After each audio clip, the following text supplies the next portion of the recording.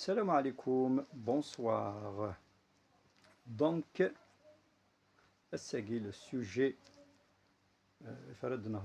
c'est le suicide, se donner la mort, passer à l'acte, passer à cet odieux acte.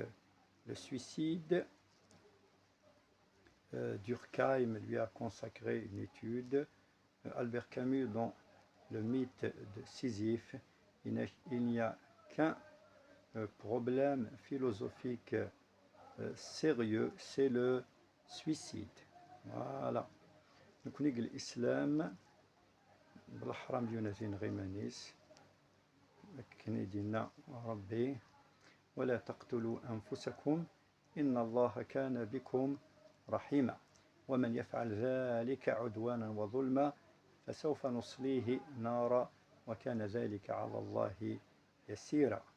النبي صلى الله عليه وسلم إنك من قتل نفسه بشيء عذب به يوم القيامة. فيجي la société islamique où la chasse les suicides. Voilà, donc le poème c'est sur le suicide. Donc quand j'étais cinéphile, donc l'antas l'ibad مشهور célèbre, donc vous en avez قلنا الشهرة قلنا يثريمن quand même نغان إمنسن. Pourquoi? Donc je me suis souvent demandé pourquoi, mais bien sûr الفراغ الروحي نيتشان نغان إمنسن. Donc il a Patrick Devers, il a Nino Ferrer, il a Romain Gary, il a Ernest Hemingway, Dalida, donc également quoi نغان إمنسن. Donc le poème s'appelle Le suicidé habité au 21. Le titre est un clin d'œil à l'assassin habite au 21 Georges-Henri Clouzot, et l'extravagance Les locataires gays, elle m'a été inspirée par Le locataire, un roman Polanski. Je commence. Ce sombre quartier de série noire où se frottent malfrats et indiques, et où, pas pour une liqueur de poire, on s'enfonce de délicats pics, où font équipe flics et rambières pour écouler faux billets et schnouf, et ce n'est qu'arnaque et souricière, où seul le plus rustre peut dire ouf. À travers ces rues, je vous conduis, et veuillez sans protester me suivre. Dans cet hôtel, je vous introduis. Son monde a oublié comment vivre. Privé de lumière, un hall miteux vous montre un escalier à gravir. Si le courage fait ce qu'il peut, un moindre bruit peut vous le ravir. Enfin un couloir bordé de chambres a rebuté vos yeux trop curieux. Le mystère défie et se cambre, vous proposons son macabre jeu.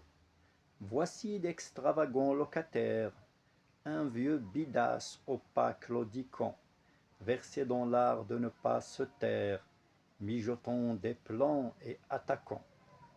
Un romancier sans aucun roman, brillant lanceur de feuilles indomptables, et réveillant son génie dormant, lui somme de dresser ses coupables. Une chipie au monocle gris écrit ses mémoires de Mise France, puis d'autres qui vous auraient surpris par leur grand point commun, la souffrance. Un bruit sec soudain nous sollicite, venant sûrement du 21. Forçons cette porte, c'est licite, un râle de mourant nous prévient. Un cadavre suspendu qui danse. Un cadavre suspendu qui danse, comme pour déloger l'air impur. C'est presque un tic-tac, une cadence. Vous enguirlandons ce clair obscur. Il était vivant, le voilà mort. Comprend-il donc ce qui lui arrive? Est-il conscient de son propre sort, maintenant qu'il est sur l'autre rive? La pièce indigeste de joie. La pièce indigente de joie était déjà l'évident linceul.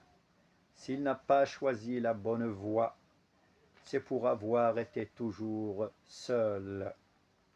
Si seulement, si nous avions su, avait-il attenté à ces jours, dans l'ombre tout a été conçu, il est parti à pas de velours. Arrêtez vos si. Arrêtez vos si, vœux de bigot, juste pour tromper votre conscience. Vous auriez couru si un magot éveillait votre vile appétence. Ni Fu Manchou, ni Jacques l'Éventreur ne font pour moi autant de ravages que nos âmes désolées, sans cœur, qui retiennent la main qui soulage. Donc écrit le 28 août 2020.